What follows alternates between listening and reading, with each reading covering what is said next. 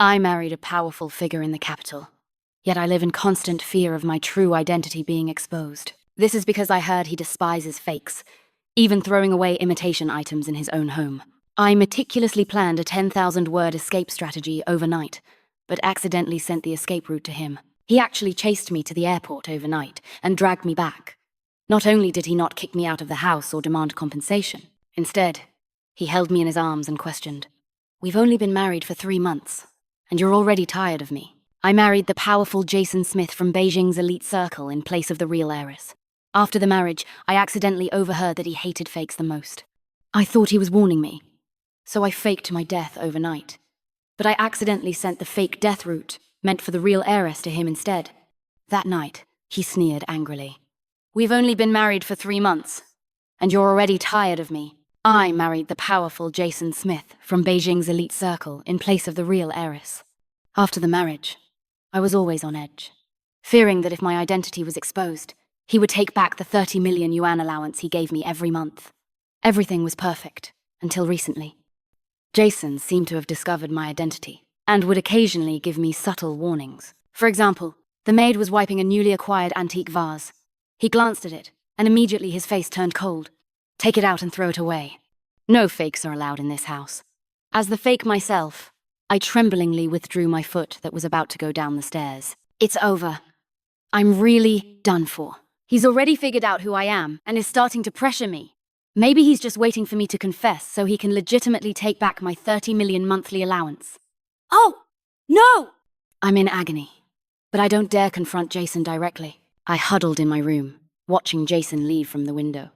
I waited until he was far away before speeding back to my parents' house to seek help from the real heiress. The real heiress, Julia, was found and brought back to the Lopez family a year ago. At that time, the marriage alliance between the Lopez and Smith families had just been arranged, and my parents were in a dilemma. After all, the engagement contract only specified a Lopez family heiress, not whether she had to be the real one or not. If they gave it to Julia, they felt bad for me, because I was the one who had been interacting with Jason. If they gave it to me, they felt bad for Julia, because everyone in the Beijing circle's Smith family was desperate to marry into it. It was a rare good match. When my parents were in a difficult position, I voluntarily stepped forward and offered to return the marriage to Julia. She was the true Lopez family heiress, and this marriage originally belonged to her. It just so happened that they encountered a marriage alliance, and they were afraid of complications, so they temporarily did not announce Julia's identity. But Julia refused to agree to anything. In her opinion, I had always been the one accompanying our parents in her place, and this marriage was what I deserved. We argued back and forth, each insisting that the other should marry. Later, Julia lost her patience and directly said that she already had someone she loved. If I insisted on her marrying, then I would be ruining a relationship. I had no choice but to agree to marry. After the marriage, Jason was always lukewarm towards me. He gave me plenty of money, but not much attention. I originally thought such a life was quite beautiful, until I heard the aunt at home say that when Jason was young, he had gone to great lengths to find his benefactor, only to find out it was an imposter and a liar. He was terribly deceived. Since then, Jason has hated fakes immensely. The thought of my identity being exposed and Jason kicking me out of the house filled me with dread.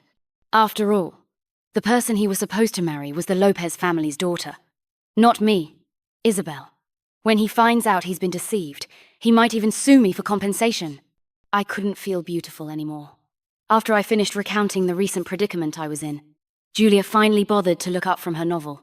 I asked her, "What do we do now?" Julia seemed to still be savoring the novel's plot, and blurted out, "Fake your death and run away." I was so shocked I couldn't speak for a moment. No way is she playing such a big game. I scratched my head, a little hesitant. Wouldn't that be too much? If I did that, Jason would go from marrying an imposter to being a widower. That seems a bit scary. Julia was engrossed in her novel and didn't hear me at all. I tugged at her sleeve. "Is there any other way?" Julia shook her head with a solemn expression. I was immediately conflicted. Thinking about it carefully, what I did didn't seem serious enough to warrant faking my death. What if Jason understood my desire to repay his kindness and decided not to hold it against me? With that thought, I left the Lopez family and went straight to Jason's company. The receptionist recognized me and eagerly led me to Jason's office door. She even offered to knock for me. I stopped her. making the excuse that I wanted to surprise Jason. But in reality, I stood outside doing some mental preparation. I decided to be nicer during this time. Once Jason was completely won over by me, I would confess everything. By then, when he thought of how good I had been to him, he would surely give me a break. With my mental preparation complete, I was about to push the door open. Suddenly, I heard Jason angrily slamming his hand on the table from inside. I flinched in fright. I also heard employees whispering behind me. I heard that person got into university by impersonating someone else, and then joined our company after graduation. Mr. Jason hates fakes like that the most. He's in trouble now. Not just trouble. I heard they're going to pursue legal action and demand compensation. My face turned pale as I listened, and I closed my eyes in despair. No need to be solicitous anymore. Jason wouldn't forgive me. Faking my death seemed very necessary. I returned home in a daze. Because I had been scared into a cold sweat outside Jason's office, and then caught a draft, I developed a fever that night. I also had an extremely vivid nightmare. In the dream, my secret of marrying in someone else's place was exposed. Jason felt he had been fooled, and in a fit of rage, the Lopez family went bankrupt. As for me, the imposter, because I had taken many 30 million from him, he kept me in the villa to work off my debt. Because the amount was huge, I had to take on multiple roles by myself. And from time to time, Jason would mock me for being an imposter. Exhausted, I worked myself to death. At the end of the dream, Jason was choking me, telling me to wake up. I was directly startled awake. When I woke up, I saw Jason sitting by my bed, holding a cold towel to help me cool down. When he withdrew his hand, he accidentally touched my face. This instantly reminded me of the feeling of being choked by Jason in my dream. I immediately sat up, not daring to look at him. Why are you in my room? Jason's gaze was full of scrutiny. I heard you went to the company today and came back with a fever. He was grilling me again. I felt incredibly guilty. When I went, I saw you were dealing with something, so I came back. I tentatively asked him, "How do you plan to handle that matter?" Jason's expression was a bit cold. I have no room for imposters here. My face turned even paler. The last bit of thought about confessing was also suppressed. Fortunately, Jason, seeing that I was sick, was afraid of scaring me and didn't say anything more. After Jason left, I scrambled out of bed. No, I must run. Otherwise, my life would truly be in danger. I opened my computer, created a new document, and started writing my fake death plan. I typed away furiously, my resolve to escape growing stronger. When the plan was complete, dawn was already breaking. I looked at the word count in the bottom left corner, thinking it should be about right. Everything that needed to be planned had been. But after all, it was my first time, and I lacked experience, so I was still afraid of missing something. So I sent the plan to Julia, leaving her a message. Help me see what's still missing. After sending that message, I forced myself to delete the chat history and destroy the evidence. Then I collapsed onto the bed and fell into a deep sleep. When I woke up again, I saw a message from Jason. In a meeting, might be very late. Don't wait for me. I stared at my phone screen for a moment, then decisively threw off the covers and got out of bed. I had to run fast. Otherwise, after Jason dealt with the company's imposter, he'd come for me. I quickly bought a plane ticket and left without even packing many clothes. Julia hadn't replied to my message yet. I tapped her profile picture, just about to ask her what she thought of my escape plan. Then I remembered that contacting Julia now would waste a lot of time. What if she got a whim and decided to run with me? Better to contact her once I arrived. The next available flight only went to a neighboring city. Sticking to the idea of just getting away, I landed in the neighboring city with a pounding heart. The moment I got off the plane, I quickly messaged Julia. The plan worked. Remember to clean up for me. Julia instantly replied. What plan? I was fully geared up, squatting in a corner of the airport. I didn't even have the patience to type, so I gritted my teeth and sent her a voice message. Did you not read the 10,000-word fake death plan I sent to you last night? Julia sent back a string of question marks. The next second, she screenshotted our chat history. It was still stuck on a discussion from the night before about a certain list of illicit books. I pressed the voice button. Sis, stop pretending, okay? It's a matter of life and death. It's not that I don't trust her, but every time Julia forgot to reply to me, she would delete the record and pretend not to receive it. Julia was also anxious. Can you speak human language? Over there. It showed a long time. The other party is typing. Julia finally reacted, with disbelief in her voice. No, sister. You really pretended to be dead and ran away. Her voice played out loud, startling me. I fumbled to turn down the volume before replying. Don't mess with me. Didn't you tell me to do this? I had already run, but I hadn't faked my death yet. So, I need you to help me clean up the aftermath. Julia became even more anxious. She called me directly with a voice call. I didn't tell you to fake your death. I thought you were discussing a novel plot with me. You absolutely can't go around telling people. It wasn't my idea. My face flushed. No loyalty. I had already run away. And only then did she tell me this. Julia cautiously glanced around, then asked me slyly. No. First tell me why you ran away. Time was short, and I couldn't explain in detail how Jason had been pressuring me. Plus, I was angry that she hadn't looked at my plan. I blurted out, I'm tired of playing. Then I stood up, ready to continue my escape plan. But the scene flipped, and Julia was so scared she hung up the phone. At the same time, a shadow fell over me. A chill ran down my spine. I slowly raised my head, my face instantly turning pale. This was bad. Jason was here. Jason looked down at me, cowering in the corner. I closed my eyes, steeled myself, pushed him away, and ran. But Jason seemed to have anticipated it. I had only taken 2 steps before he grabbed me by the collar. Jason sneered, enunciating each word. Isabel, you're tired of me after only 3 months of marriage? I stiffly turned my neck, forcing a smile uglier than a cry. Honey, would you believe me if I said I was playing truth or dare with Julia? Jason's face was expressionless. I don't believe it. I was eventually dragged back by Jason along the original route. As soon as we got home, he threw me onto the bed. I tried to argue further.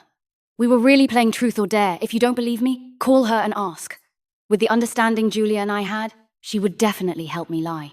Jason glanced at me and began to recite my escape plan in a deep voice. The more I listened, the paler my face became. How did he get this? Did Julia crack under pressure and confess so quickly? No. Before, when we got into trouble together, we'd rather be punished by our parents to write 10,000-word self-criticisms than betray each other. Unless Jason also gave her 30 million. Otherwise, she wouldn't betray me. I stammered. Considering our deep relationship, can you tell me how you got this?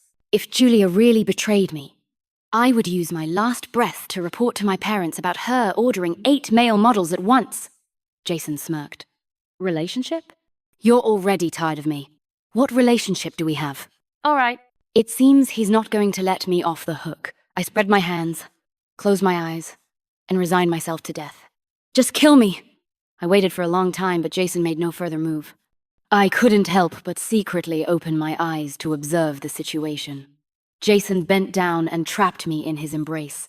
Isabel, did you send me the escape plan because you wanted me to help you strategize?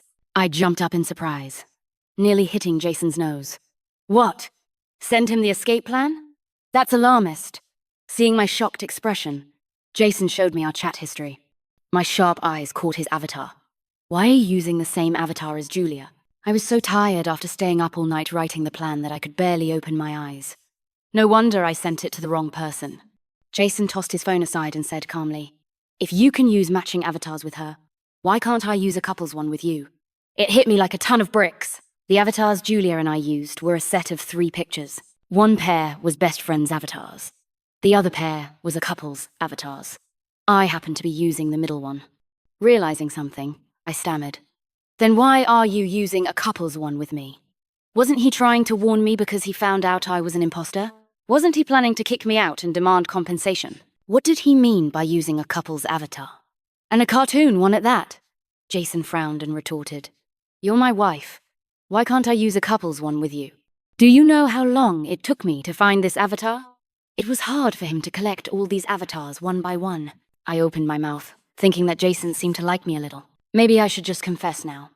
So I looked away and said, Since you like me, can you forgive my mistakes? Jason replied decisively. Depends on the situation. He actually said, depends on the situation. I was furious and embarrassed. What situation are you looking at? I don't think you're sincere. According to the tropes in CEO romance novels, shouldn't whatever I say be the rule? I turned my head back and saw Jason slowly unbuttoning his shirt. Like today's situation, that's a no-go. My eyes widened. Jason added the latter half of his sentence. So I've decided to take your advice. He said the last 3 words very slowly, but they made my face flush instantly. I even forgot what I was going to say. I watched helplessly as the blanket covered both Jason and me. When I woke up again, Jason was gone. Only Julia was sitting by the bed, looking at me with a knowing smile. I forced myself to sit up, just about to complain to her about Jason. Then I saw her propping her chin, tutting. The CEO catching his runaway wife. It's exactly like in the novels. Mentioning this, my cheeks started to burn again. To stop her from making further associations, I asked, "Why didn't you say you didn't receive my escape plan?" Julia looked innocent. "I did say that." I choked. Okay, she did say it. It was just because of past events that I concluded she was using the same old trick again, to escape the consequences of not replying to my messages. Julia changed the subject, asking curiously, "But how did Jason know you were going to run? And where you were going?" I sighed. "The plan you didn't receive. He did," Julia said. "Impressive." She looked at me with a complicated expression. "You even notify him in advance when you're escaping. Is this some new kind of play?" That made me angry, I said indignantly. How was I supposed to know he'd change his avatar to something similar? Julia was stunned. Then she quickly changed her avatar. I watched her change it, feeling a bit relieved. Luckily, I didn't send anything that couldn't see the light of day that day. Otherwise, I was speaking enthusiastically, completely missing Julia frantically winking at me. By the time I realized it, Jason was already standing in front of me with a small cake. He raised an eyebrow at me. What couldn't see the light of day? Julia and I tacitly hid our phones behind our backs. We answered him in unison. Nothing. Jason looked at us suspiciously. Julia and I maintained firm eye contact, not revealing a single flaw. We often exchange our book lists. They're not just pure romance. After all, reading everything only keeps us well-rounded. If Jason saw this, we might as well shout the truth about the substitute marriage through a megaphone in the streets. In the end, Jason gave up first. He put down the cake, said nothing more, and turned to leave. After confirming he was long gone, Julia and I finally remembered to discuss serious matters. She asked me, "So why did you fake your death?" I stared at her. Julia smiled sheepishly. "I was too busy reading novels that day." I didn't listen carefully. "Could you tell me again?" As she spoke, she made a swearing gesture. "I promise I'll listen carefully this time." I rolled my eyes at her, but still said, "It's just that I found out Jason particularly hates fakes, and I was afraid that one day the truth would come out, and I'd be completely finished." And I remembered his warning, still feeling a chill. I always feel like he's already discovered something. Julia clearly realized the seriousness of the situation. She cautiously asked, "What should we do then? Should you run away again?" I shook my head decisively. "No, absolutely not. If Jason caught me again, he might really kill me. Compared to that, being kicked out of his house would be much more acceptable." Julia stroked her chin in thought. Suddenly, she slapped her thigh. "I've got it.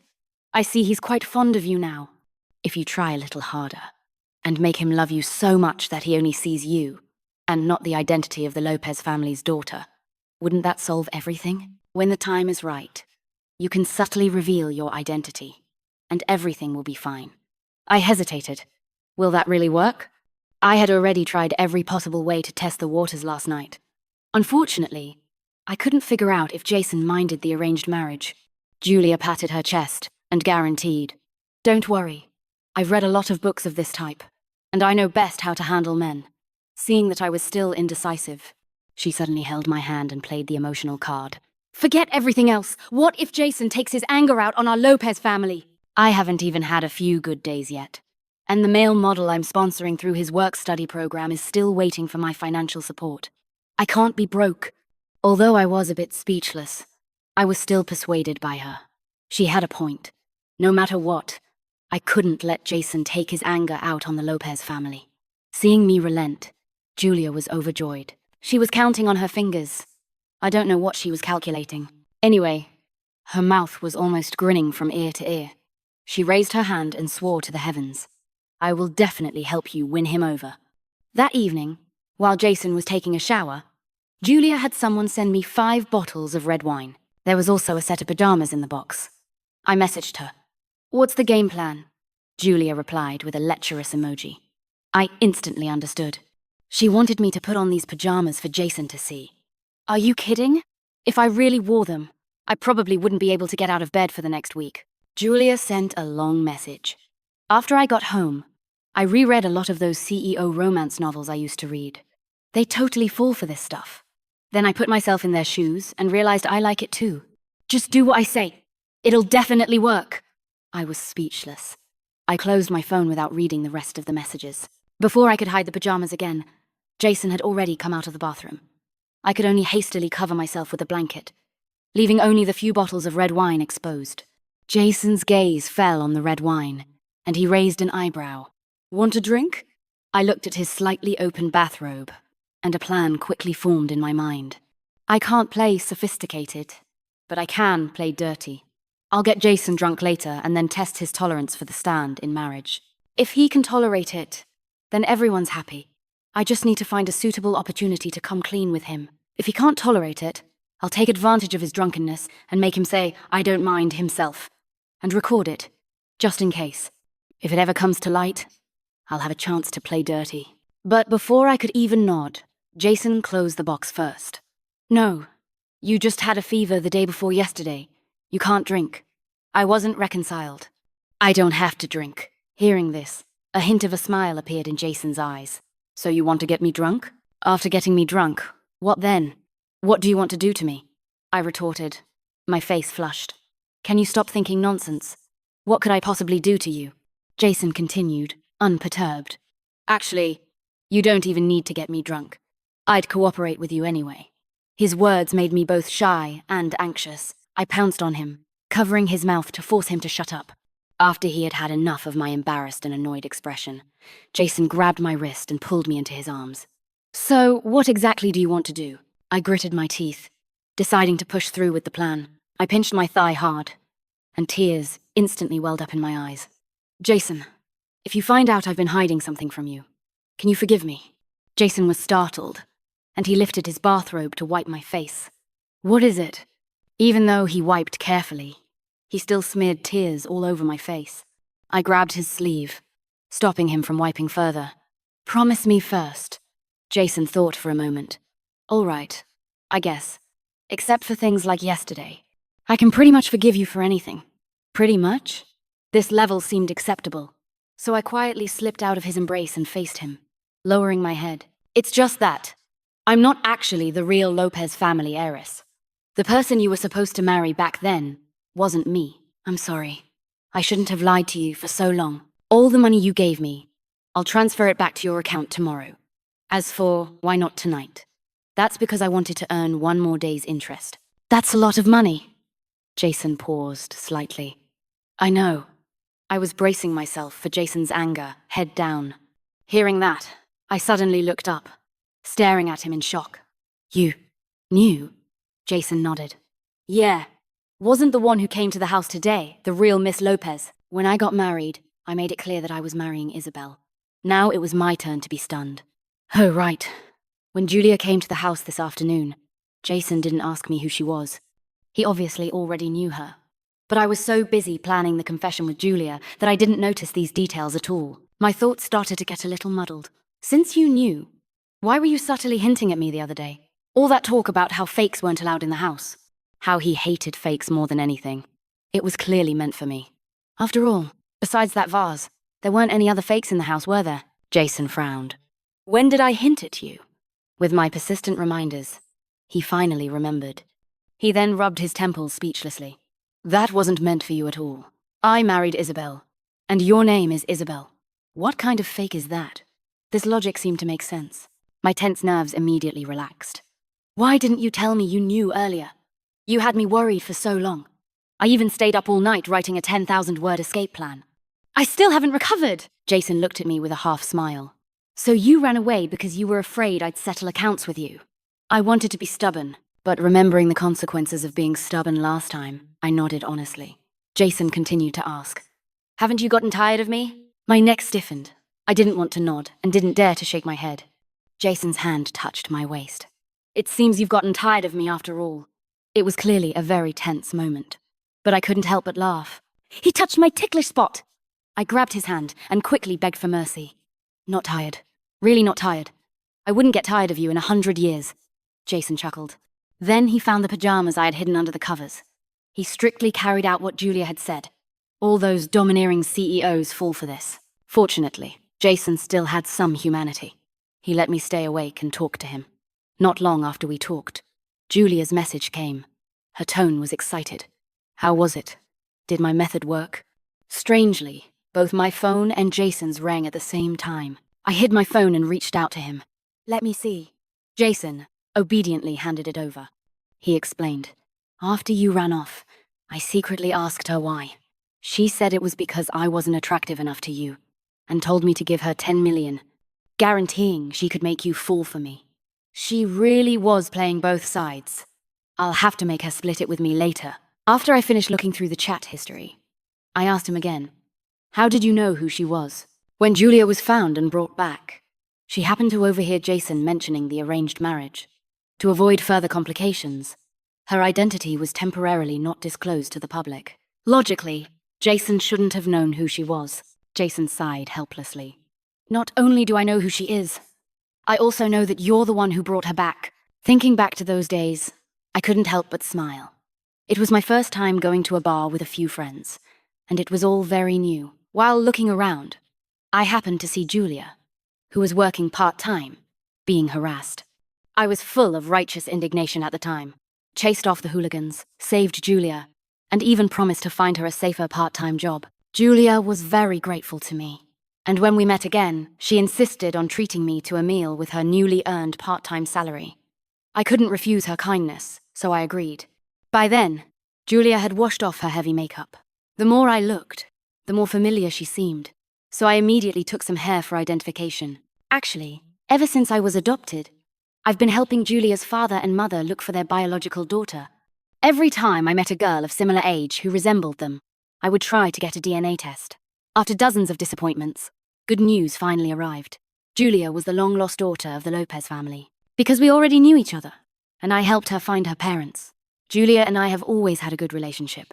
Our first reaction to good news is always to share it with each other. My thoughts returned, and I asked, puzzled, but how did you know? No one knew about these things except for the four of us. Jason's eyes twinkled with a smile. Because I was there that day, I suddenly realized. You helped us. That day, the other party had a large number of people, and we couldn't possibly win. Just as we were about to get beaten, someone stepped forward and knocked those people down. But Julia and I were busy escaping, and didn't get a good look at who it was. Later, when we wanted to thank them, there was no one to find. I snuggled into his arms. Thank you, husband. Jason kissed my forehead. It's nothing. You saved me too, after all. His voice was very soft when he said that, and I didn't quite catch it. When I pressed him, Jason refused to say more. He squeezed my fingers and suddenly said, I want to see your chat history with Julia. My back stiffened, and I firmly refused. No, can I just let him see my chat history? Wouldn't he think I'm a pervert? Jason tried to convince me, but I just showed it to you without hesitation. While frantically fumbling to delete the chat history, I calmly told him, that's not good to look at. Besides, Julia definitely wouldn't let you see it. I have to respect her. Jason gave me a deep look. Silently, he lifted the covers and got out of bed. Fine. She's more important than me. I blinked. So he was jealous?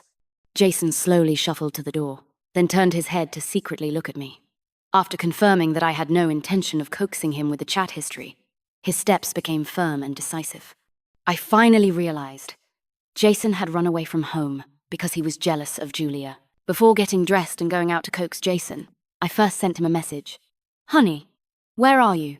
I'm coming out to coax you. Jason waited a full 30 seconds before replying with a photo of the flower bed outside the villa. I put away my phone and walked towards the flower bed. After only a few steps, Jason's message came again. Are you out yet, please?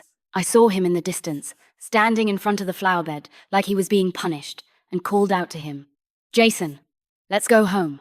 Jason's body moved, but he stubbornly didn't turn around. I jogged over to him. Next time, can you narrow the scope of running away from home to just outside the door? I'm a bit cold running out here. Jason glanced at me, not speaking. I continued to try. Mr. Jason, how can you cool down? I was already mentally prepared. If Jason still insisted on seeing the chat history, I would stand with him as punishment. But unexpectedly, Jason turned to me and said, "I'm going back to your parents' house with you tomorrow." After saying that, he stared at me, waiting for my answer. I raised an eyebrow slightly. And then? He wasn't planning on going back to my parents to make decisions, was he? Jason's hand swayed, pretending to casually take mine. "Then you tell Julia that I'm the most important person to you." Wouldn't Julia mock me for 80 years? Seeing my hesitation, Jason's voice immediately became aggrieved. "You don't want to?" I indeed didn't really want to. Jason looked like he was about to shatter, and made to let go of my hand. "All right, so you weren't lying. You really are tired of me." His tea flavor even overshadowed the scent of flowers wafting in the wind around us. I weighed my options and still agreed. "Of course I want to. I'll tell her tomorrow." Jason's lips curved slightly. "Really?" I nodded vigorously. Really. If Julia dared to mock me, I'd threaten her with our chat history. I believe she understands the importance of leaked chat history. Jason's gloomy expression vanished. He held my hand tighter. "It's so cold outside. Let's go home, wife." I breathed a sigh of relief. Couldn't help but wonder, who taught him this trick of running away from home? The next morning, Jason urged me to get up and go back to my parents' house. After getting in the car, I leaned back in the seat to catch up on sleep. Jason glanced at me, forcing himself not to talk to me. But just as we were about to reach home, a car suddenly rushed out from a side road. It drove straight towards us. The other car was moving extremely fast, and Jason couldn't dodge in time. When the violent crash sound reached my ears, my mind went blank. The last thing I remembered was Jason shielding me in his arms, and then I lost consciousness. When I woke up again, I was in the hospital. Julia was sitting by the bed, her eyes red from crying. Julia's father and mother sat on a nearby sofa, also filled with worry. Seeing their expressions, my heart sank. "Where's Jason?" Julia wiped away her tears. "He's more seriously injured than you." Before she could finish, I threw off the covers, intending to go find Jason. Julia's father and mother quickly came over to help me.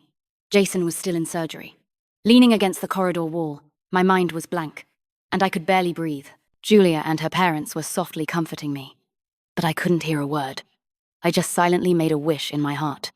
I was willing to trade 10 years of my life for Jason's safety. Thankfully, my prayer came true. Jason was soon out of danger. I stood by his bedside, my nose stinging. "Jason, this is the second time I've prayed for someone to live by sacrificing my lifespan. You've really hit the jackpot.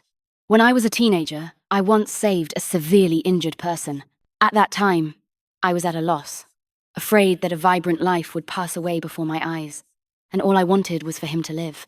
It was the same situation as today. I squatted in the corridor, praying incessantly. But because I had been up for too long and was frightened, I didn't get to hear the news of that person being out of danger with my own ears. I only heard my parents mention it. From then on, I lived every day in great tension, fearing that my wish would come true. God would really take away 10 years of my life. It was also from then on that I became incredibly precious about my life, almost no longer touching dangerous things. I held Jason's hand and whispered, "You are the most important person in my heart, so wake up quickly." As soon as I finished speaking, Jason squeezed my hand back. I looked up. He had already opened his eyes, which were full of smiles. "Belle, you saved me again." I didn't understand why. Jason squeezed my hand tighter. "The person you said last time you'd trade your life for was also me." I stared at him blankly. After a long while, I burst into tears.